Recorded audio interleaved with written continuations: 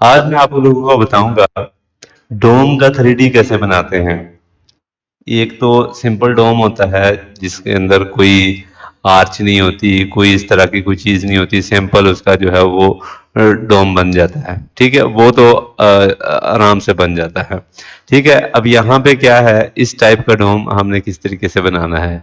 ये आर्च बनी हुई है, ये फिर इसमें आर्च बनी हुई है, ये चारों तरफ जो है वो इसके आर्चेस बनी हुई है। ये बीम हमने इस तरीके से कैसे कैसे बनाने हैं। ठीक है, अब ये प्लान बना हुआ है, ये इसका एलिवेशन बना हुआ है, और इसका मजीद जो प्लान बना हुआ है ये आर्चिस, इन आर्चिस के हिसाब से ये बना हुआ है। ठीक है, आपने किस तरीके से बनाना है, ये आर्क लगा देनी है। अब जैसे ये मैंने आर्क लगाई है, ठीक है, इसको मैंने मिरर कर दिया, यहाँ से पकड़ के ये मिरर कर दिया, इसको यहाँ से पकड़ के ऐसे मिरर कर दिया, इसको यहाँ से पकड़ के मैंने ऐसे मिरर कर दिया। अब इन चारों को, ये मिरर नहीं हुई, ये इस तरीके से हमने इसको मिरर कर दिया। इन चारों को पकड़ के आपने क्या कर देना है, यहाँ से इसको पकड़ के मिरर कर देना है, ये देखें। ठीक है, सारी मिरर मिरर होंगी। इसके बाद इनका ऑफसेट दे के आपने ये सारी चीजें ट्रिम ट्रिम करके ये आपके पास ये चीज बन जाएगी। ठीक है, अब उसके बाद आपने क्या करना है, एलिवेशन देखना है। प्लेन आपके पास बन गया, एलिवेशन के अंदर आपने ये चीज उठा लेनी है। ठीक है, ये मेरे पास इसका हाइट जो है वो 15 फुट है। ठीक है, हमने इसको 15 फुट के हिसाब से बनाना है।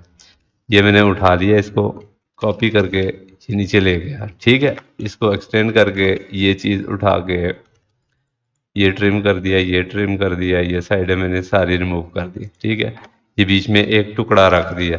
इसको क्या करना है, इसका भी मैं आपको तरीकाकार बताता हूँ। ठीक है, व्यू में, इसके बाद आपने व्यू में चले जाना है। व्यू में जाके 3D व्यू में जाके यहाँ SW आइसोमेट्रिक कर देना है। ठीक है, अब इसको आपने जो हमने टुकड़ा लिया था, इस टुकड़े को आपने सिर्फ क्या करना है, कमांड लगानी है REV।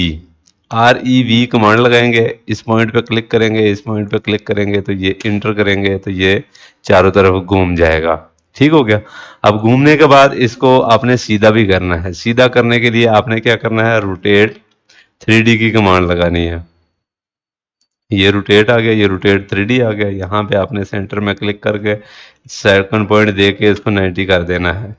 इसको 90 करके इसके बाद फिर आपने क्या करना है, इसका सेंटर पॉइंट पकड़ के इसके सेंटर पॉइंट में आपने रख देना है। यहाँ से उठा के इसको आपने 50% 50 फीट जो है वो दूर कर देना है। वो 50 फीट दूर क्यों किया, ताकि आपके ये प्लान और ये दोनों चीज़ें आपकी एक डायमेंशन में आ जाती हैं। ठीक है, उसके बाद फिर आपने क्या करना है, ये सारी चीज़ों की आपने बाउंड्री ले लेनी है। ठीक है, ये बाउंड्री ले ली, इसकी हमने एक्सट्रूड कर दिया। ये सारा मैंने एक्सट्रूड कर दिया। ठीक है, इस सारे को मूव कर दिया मैंने। 50 फीट मैंने इस 3D को रखा हुआ था। अब इसमें से आपने ये सब्ट्रैक्ट कर देना है। ये जो हमने पहले ऑब्जेक्ट बनाया था, इस ऑब्जेक्ट में से ये सारे ऑब्जेक्ट हमने सब्ट्रैक्ट करने हैं। सब्ट्रैक्ट कैसे करने हैं, SU की कमांड लगानी है। ठीक है, SU की कमांड लगा के जो आपने जिस सब्जेक्ट जिस ऑब्जेक्ट में से ऑब्जेक्ट निकालने हैं, उस ऑब्जेक्ट को आपने पहले सेलेक्ट करना है। इसमें से सारे ये निकालने हैं हमने। ठीक है, इसको मैंने सेलेक्ट कर लिया, फिर इंटर किया, फिर बाकी सारे ऑब्जेक्ट मैंने सेलेक्ट कर लिए। इंटर करूंगा तो ये आपके सारे पॉइंट जो है वो सिलेक्ट हो जाएंगे। इसको चेक करने के लिए आपने क्या करना है, विजुअल स्टाइल में चले जाना है, यहाँ से रियलिस्टिक कर देना है। ये देख रहे हैं, ठीक हो गया। ये आपका यहाँ तक क्लियर हो गया। ठीक हो गया, उसके बाद आपने क्या करना है, फिर से दोबारा से आपने इसको वायर फ्रेम में कर देना है। वायर फ्रेम में करके इसके बाद फिर आपने इनकी जो है वो ले लेनी है बाउंड्रीज। अब यहाँ पे ये देखिए टाइम लगा रहा है, इसको हमने क्या किया, इसकी लेयर अलग की हुई है। ठीक है, इसको लेयर को ऑफ कर दिया मैंने। ठीक है, इसकी लेयर डिम की बजाय मैं रख देता हूँ DWS। इसको मैंने ऑफ कर दिया।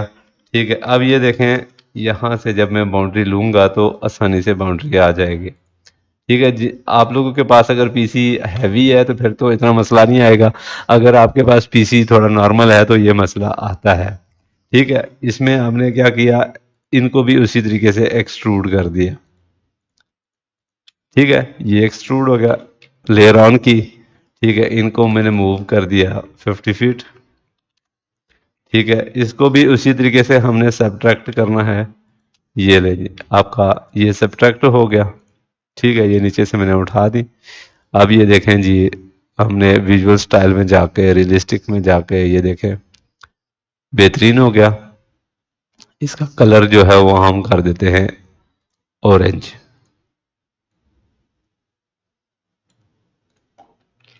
इसमें यह है कि क्लियर नज़र आता है। ठीक हो गया।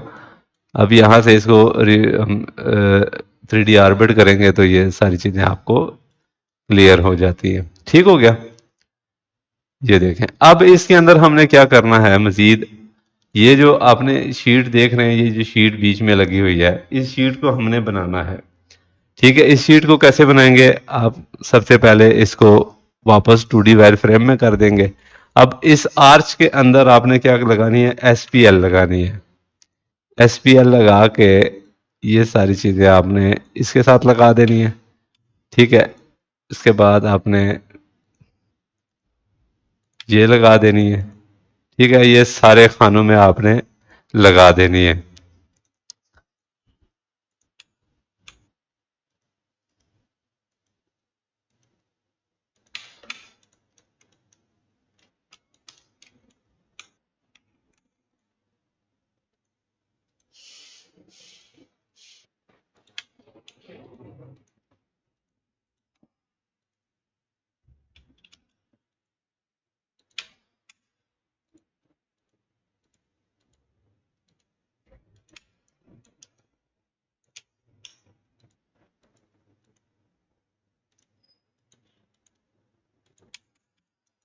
ये हमने लगा दिया, आपने सारों में लगा देनी है।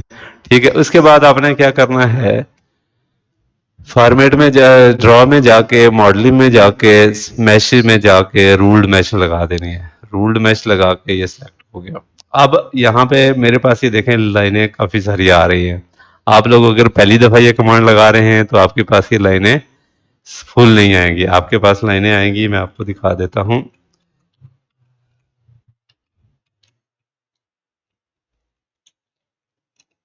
आपके पास ये लाइनें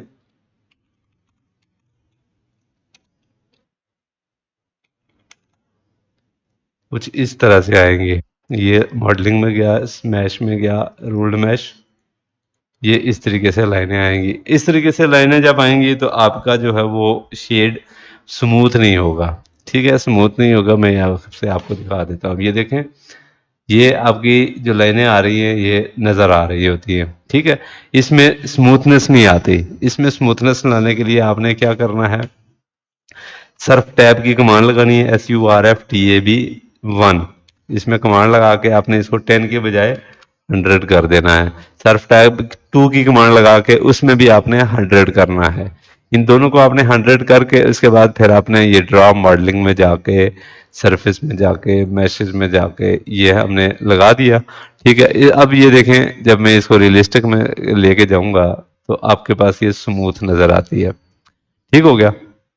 इसको किसी और कलर में लेके जाएंगे, ये देखें बिल्कुल स्मूथ नज़र आ रही है। ठीक हो गया। अब ये देखें,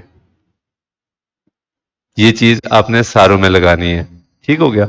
इसको वायर फ्रेम में कर दिया, ये 2D वायर फ्रेम। इसी तरीके से ruled mesh, mesh, ruled mash.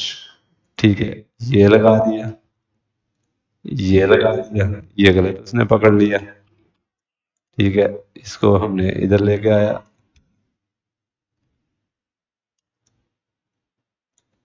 यहाँ से draw modelling mesh, ruled mash.